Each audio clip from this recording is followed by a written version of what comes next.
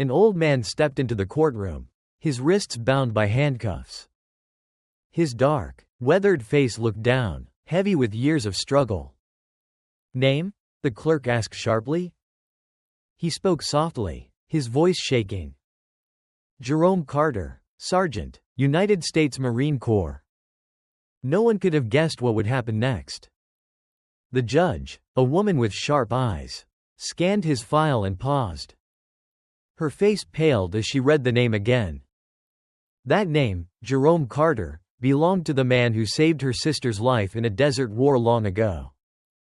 Jerome, now 70, sat on the hard bench, his broad shoulders hunched. He wore a worn-out army jacket, too big for his thin frame. The courtroom lights glared, showing every wrinkle on his face, etched by time and pain. Once, he'd stood proud in a crisp uniform, medals shining.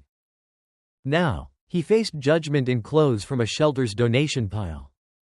The bailiff called his case. Docket 52C, City vs. Jerome Carter. Charges: loitering, trespassing, disorderly conduct.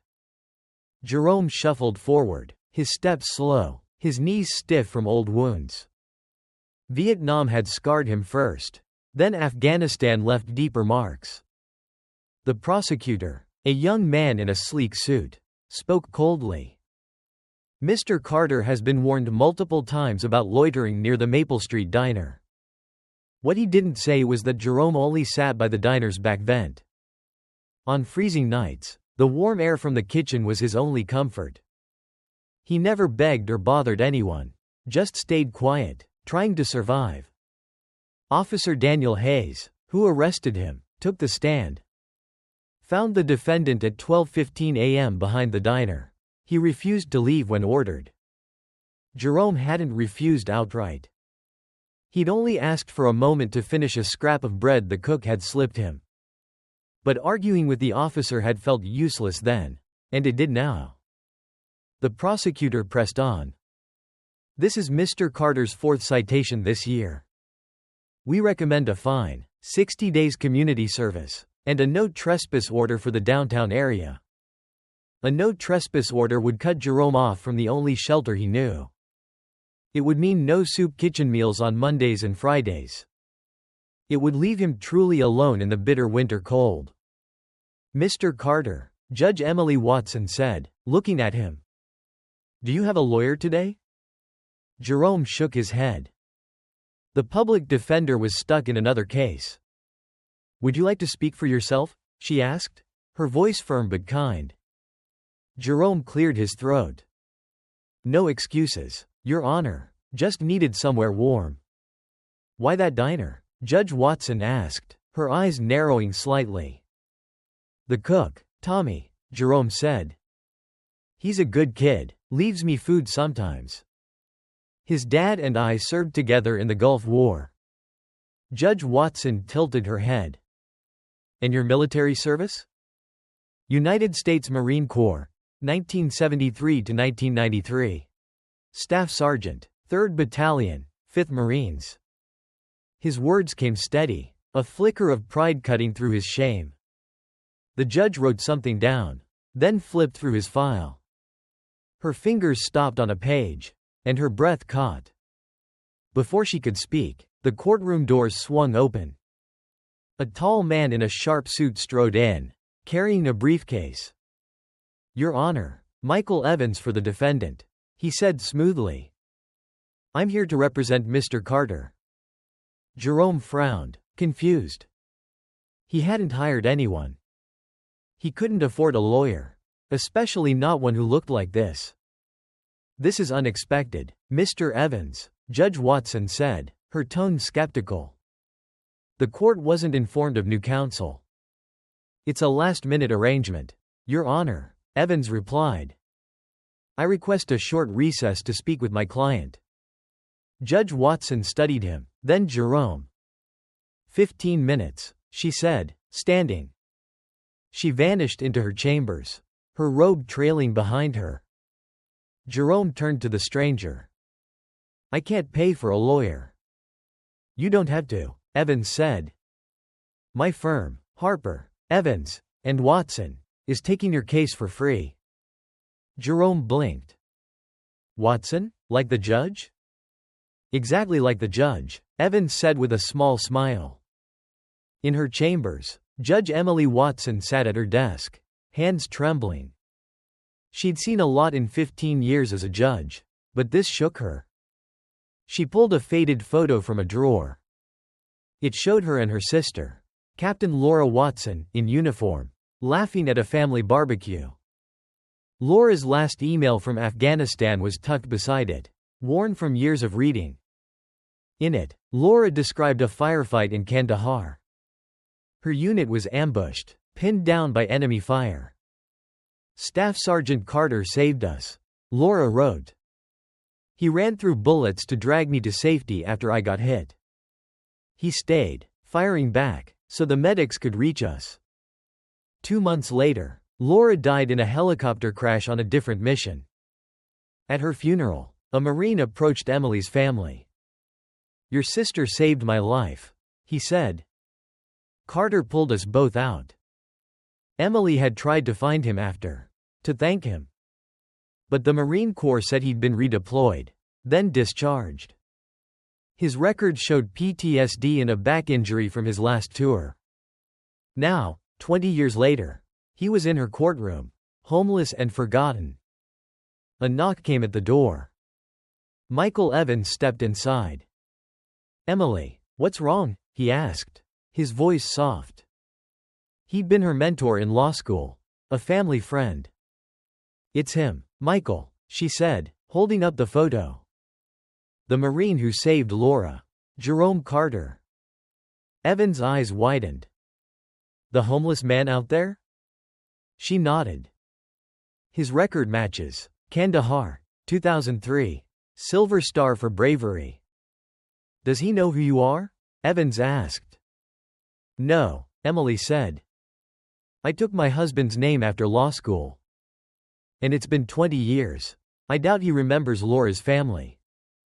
What happened to him? She asked, her voice tight. Evans sighed. From what I learned, PTSD hit him hard.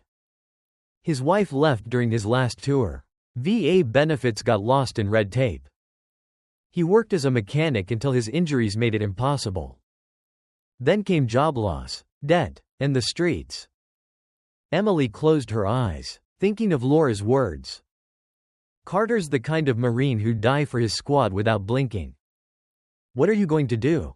Evans asked. I'm not letting him disappear again, she said, her jaw set. There are ethics to consider, he warned. I know, she said. But there's also right and wrong. When Judge Watson returned, her face was calm, but her hands shook slightly. Mr. Evans, how does your client wish to proceed? She asked. Evans stood. Your Honor, we request dismissal of all charges. Mr. Carter was only seeking warmth in freezing conditions. Also, he had permission from a diner employee to be there. The prosecutor started to argue, but Judge Watson raised a hand. I have questions for the defendant, she said, turning to Jerome. Mr. Carter, your record shows service in Kandahar, 2003, correct? Jerome sat up straighter. Yes, Your Honor, 3rd Battalion, 5th Marines. Were you involved in an ambush on June 12, 2003, near the city's edge? Jerome's brow furrowed, memories stirring. Yes, ma'am. We were on patrol, got hit hard by insurgents. Did you rescue a wounded Marine that day? The judge asked. A Captain Laura Watson, under heavy fire? The room went quiet. Jerome's eyes clouded with memory. Captain Watson, he said slowly. Good officer, tough. She took a bullet trying to cover her team. I pulled her behind a truck, kept the enemy back until help came. A man in the gallery, wearing a Marine Corps cap, leaned forward.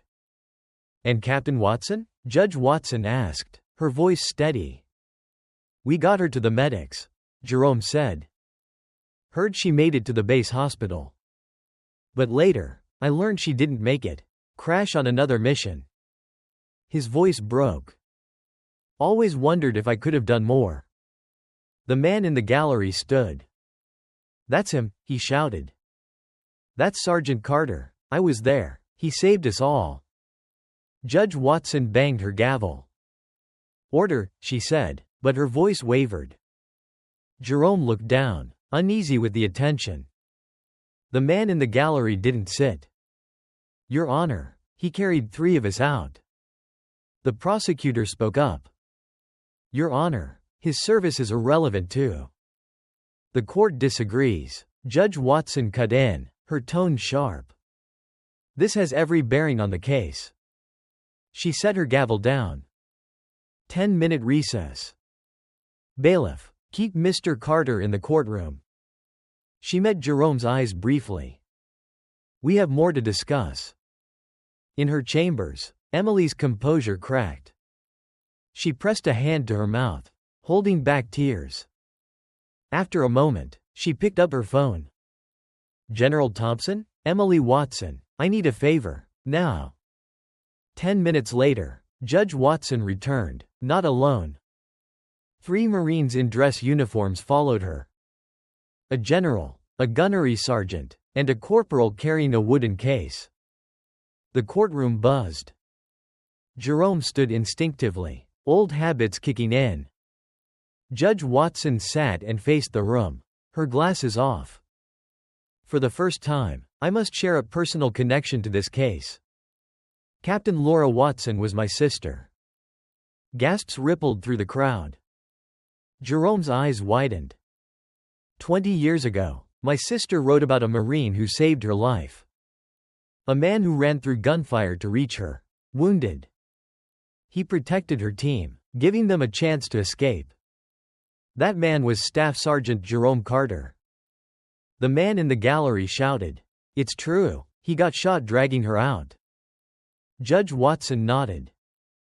2 months later, my sister died.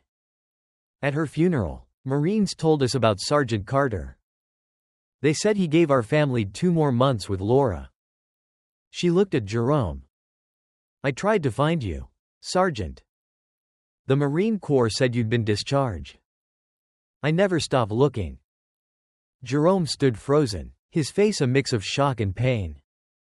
Now, fate has brought you here, she said. She nodded to the general, who stepped forward. Staff Sergeant Carter, General Thompson said. The Marine Corps has been searching for you. Under the Veterans Review Program, we reassessed your service. The corporal opened the case, revealing a medal on a blue ribbon. For extraordinary heroism on June 12, 2003, in Kandahar. The Navy Cross is awarded to Staff Sergeant Jerome T. Carter. The courtroom stirred. The Navy Cross was a rare honor. New evidence shows you saved not only Captain Watson, the general said, but 8 other Marines, stopping an ambush that could have wiped out your unit. Your Bronze Star has been upgraded. Jerome shook his head. There's a mistake, I just did my job. No mistake, the general said. This is overdue. The man in the gallery yelled, attention on deck. Marines in the room stood, saluting Jerome. Others joined, until the whole courtroom was on its feet. Even the prosecutor stood, his face softened. Judge Watson's eyes glistened. All charges are dismissed. She struck her gavel. Court adjourned. The gunnery sergeant approached Jerome with a tablet. Sir, your VA benefits have been corrected. Full disability, 100% service connected, backdated to your discharge. That means back pay, medical care, housing, and education. Michael Evans added, my firm will handle the paperwork. No more delays, Mr. Carter. Tommy, the cook, pushed through the crowd, tears streaming. My dad said a Marine named Carter saved his platoon. I never knew it was you. Leaving you food all this time. He hugged Jerome tightly. The prosecutor approached. Sir, I'm sorry for how this went. Jerome stood taller, his old strength returning. Judge Watson stepped down from the bench. She faced Jerome, her voice soft. My sister wrote about you. She said you told her. No Marine left behind, not on my watch.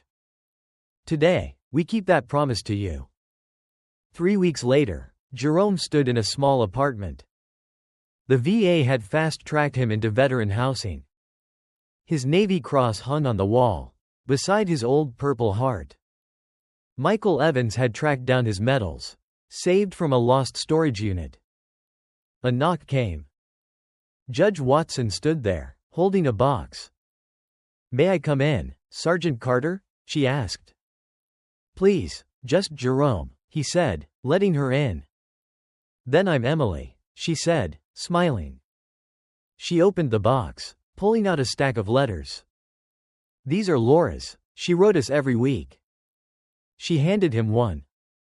This one's about you. Jerome unfolded it, his hands unsteady. Laura's neat handwriting filled the page. Mom, Dad, he read. I'm okay, thanks to Sergeant Carter. Yesterday, we got hit bad. I was down, but he wouldn't leave me. He said no Marine gets left behind. He's the real deal. Jerome's voice cracked. He stopped reading. She wrote about you a lot, Emily said. Said you were the Marine she wanted to be. She was a good officer, Jerome said. Always put her team first. After we lost her, I started a veterans court, Emily said. It's because of what Laura wrote about you. About how the system fails even its best. Jerome looked away. I'm no hero, just did my duty. That's what heroes say, Emily replied. There's more, she said. The day Laura died, she was on a mission. She volunteered to protect a village from insurgents. Her last letter said she was trying to live up to you. Jerome's breath caught. For years, he'd carried guilt. He'd wondered if saving her had been for nothing. She didn't die because of you, Emily said. She lived the way she did because of you. They sat quietly, snow falling outside. Finally, Jerome spoke. All those years on the street, I thought no one cared. I thought it was all for nothing. It was everything, Emily said. To Laura, to her team, to me. As she left, she touched his arm. Laura said you showed what a Marine is. Not when the world's watching, but when it's not. You lived that, even when no one saw. Jerome stood straighter, his old pride stirring. Someone remembered my name, he said quietly. In that moment, something broken began to mend. Not just for Jerome, but for everyone his courage had touched. Some save lives but live forgotten. Honor doesn't need fame. Sometimes, a single moment of recognition is enough. Enough to stand tall again.